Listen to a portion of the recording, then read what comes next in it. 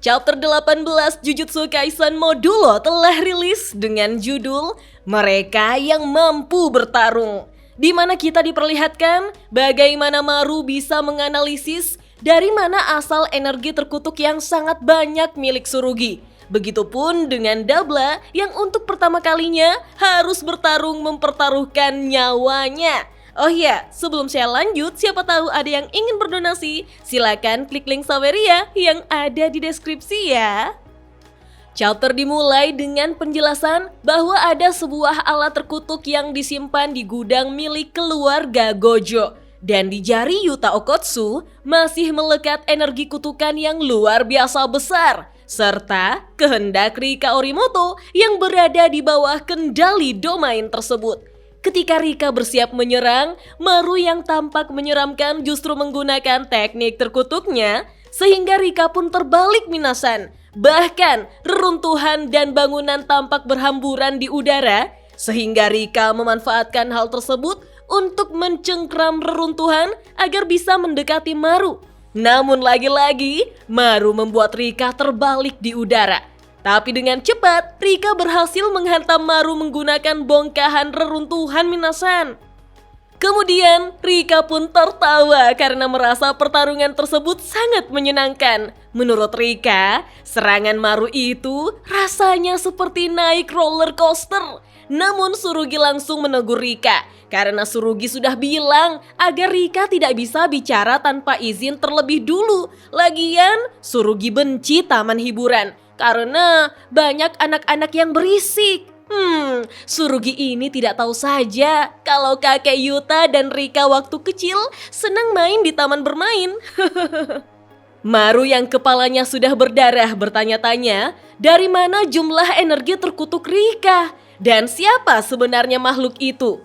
Tiba-tiba Maru pun mengingat jika sumber kekuatan tersebut berasal dari cincin peninggalan milik kakek Tsurugi. Menurut Maru, itu bukanlah kekuatan yang bisa ditampung hanya dengan satu orang saja.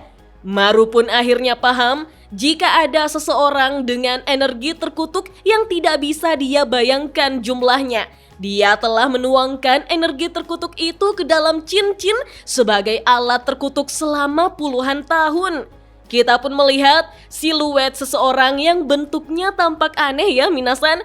Namun tiba-tiba Rika pun mendekati Maru. Dia langsung menarik kerah baju Maru, kemudian menghantamkan kepalanya ke kepala Maru. Lalu dengan cepat Rika langsung menyerang menggunakan tinjunya.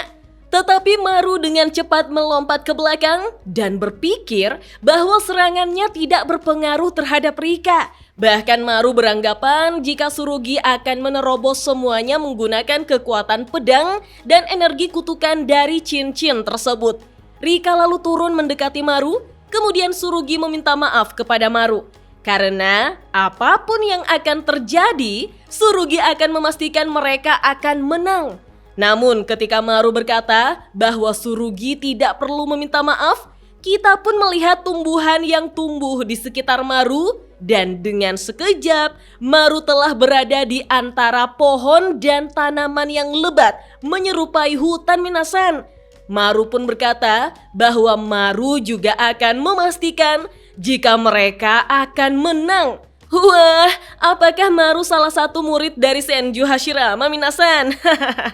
Panel lalu berpindah di mana Mahoraga berdiri di atas pilar bangunan sembari bertatapan dengan Dabla. Menurut Dabla, udara di sekitar Mahoraga telah berubah. Tanpa basa-basi, Dabla langsung menyerang Mahoraga, membuat langit bercahaya dan langsung menusuk tubuh Mahoraga. Anehnya, Mahoraga justru tersenyum karena ternyata sudah beradaptasi dengan serangan Dabla. Membuat Dabla begitu terkejut Minasan. Dengan sangat cepat, Mahoraga mendekati Dabla untuk menyerangnya. Namun, Dabla lebih dulu menempelkan kedua telapak tangannya di wajah Mahoraga, serta kedua kakinya yang mencengkram tubuh Mahoraga, lalu dengan cepat menghantam Mahoraga dengan teknik terkutuknya. Lagi-lagi, Mahoraga hanya tersenyum, membuat Dabla kembali terkejut dan berpikir, apakah serangannya sama sekali tidak berpengaruh kepada Mahoraga? Namun, Mahoraga dengan cepat langsung menghantam kepala Dabla, membuat wajah Dabla terluka.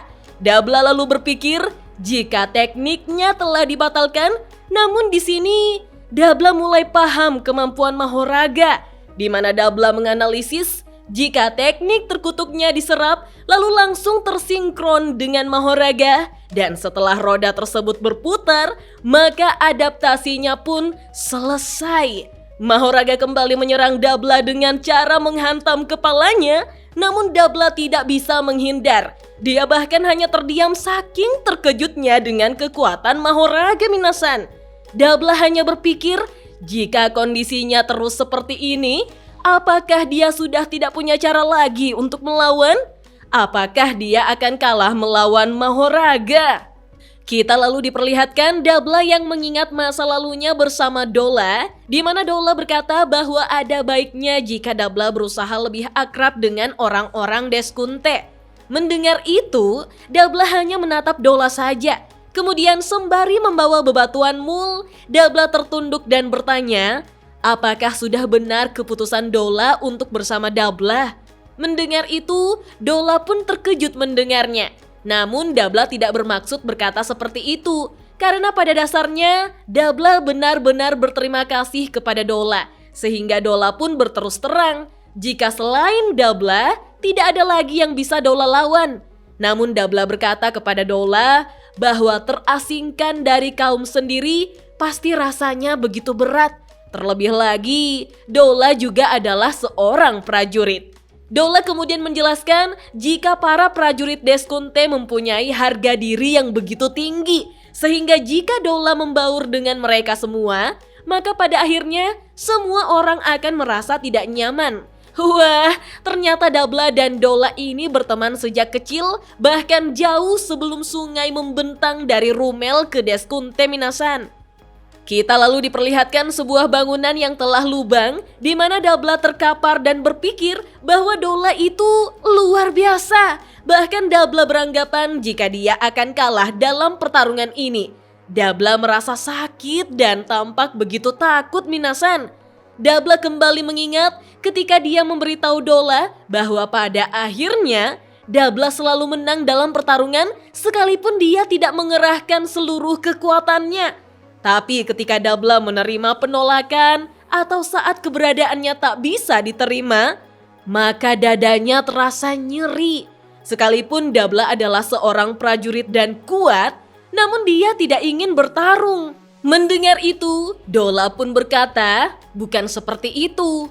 Dabla bukan tidak ingin bertarung, karena sejak awal Dabla tidak pernah benar-benar bertarung. Itu karena Dabla terlalu kuat untuk menjadi seorang prajurit. Mendengar itu, Dabla pun tidak paham dengan perkataan Dola minasan, sehingga Dola pun berkata bahwa tidak semua hal bisa disampaikan lewat kata-kata. Menurut Dola, suatu hari nanti seseorang yang cukup kuat untuk mengalahkan Dabla akan muncul, dan saat itu tiba, Dabla pasti akan memahaminya. Panel lalu kembali ke masa sekarang, di mana Mahoraga telah menghantam perut Dabla menggunakan lututnya, membuat Dabla terlempar menembus beberapa bangunan sekaligus. Tidak sampai di situ, Mahoraga terus menghajar Dabla minasan, membuat Dabla berpikir bahwa dia telah mengerti tentang bertarung karena ingin bertarung, dan menolak bertarung karena tidak ingin bertarung. Keduanya bukanlah pertarungan yang sesungguhnya. Dabla lalu mengingat Dola yang meminta Dabla agar melindungi para suku Rumel. Dabla juga mengingat adiknya yang berkata bahwa Dabla pasti bisa melakukannya. Kemudian Dabla mengingat saat semua orang di suku Rumel tersenyum hangat kepadanya. Sehingga Dabla berkata, karena memang harus bertarung, maka itulah yang disebut pertarungan. Dan orang yang mampu melakukannya disebut sebagai prajurit. Kita pun diperlihatkan bagaimana Dabla menahan tinju Mahoraga menggunakan tangan kirinya minasan. Namun dengan cepat, Mahoraga langsung melompat ke belakang. Kemudian Dabla meminta maaf kepada Mahoraga. Karena sekarang dia akan bertarung dengan sungguh-sungguh. Kita lalu dijelaskan bahwa teknik terkutuk Dabla yang tidak bisa diucapkan oleh manusia dan cahaya, namun tubuh Dabla tidak mampu menahan percepatan hingga kecepatan cahaya, sehingga dia tidak pernah benar-benar bergerak pada kecepatan cahaya itu sendiri. Kita lalu melihat bagaimana tanah yang dipijak oleh Dabla menjadi retak dan kini kepalan tinjunya mengeluarkan asap minasan. Menurut Dabla, jika teknik terkutuknya dinetralkan, maka yang bisa dia lakukan adalah menghajar Mahoraga sampai mati menggunakan tangan kosong. Dengan wajah yang serius dan marah, Dabla berkata bahwa dia akan meningkatkan kekuatan dan kecepatan tubuh hingga batas maksimal. Dengan tersenyum, Dabla menyebut nama Dola dan berkata bahwa dia akan menjadi seorang prajurit. Kita lalu dijelaskan bahwa wilayah yang belum pernah dijelajahi umat manusia, Dabla Karaba, sosok yang akan menari pada kecepatan cahaya. Tertulis pada panel akhir, tegangan meningkat. Dan chapter 18 Jujutsu Kaisen Modulo pun hanya sampai di sini minasan. Wah, apakah kita akan melihat bukti dari pernyataan bahwa Dabla ini setara dengan sang raja kutukan Ryomen Sukuna? Ya, mungkin setara dari segi power scaling, tapi sepertinya tidak untuk IQ battle. Toh, Sukuna ini sudah bertarung sejak era Heian. Pengalamannya melawan banyak musuh, caranya menganalisis dengan cepat, membuat Sukuna tetap berada di level yang berbeda minasan. Namun, bagaimana dengan pertarungan Maru melawan Rika dan Tsurugi?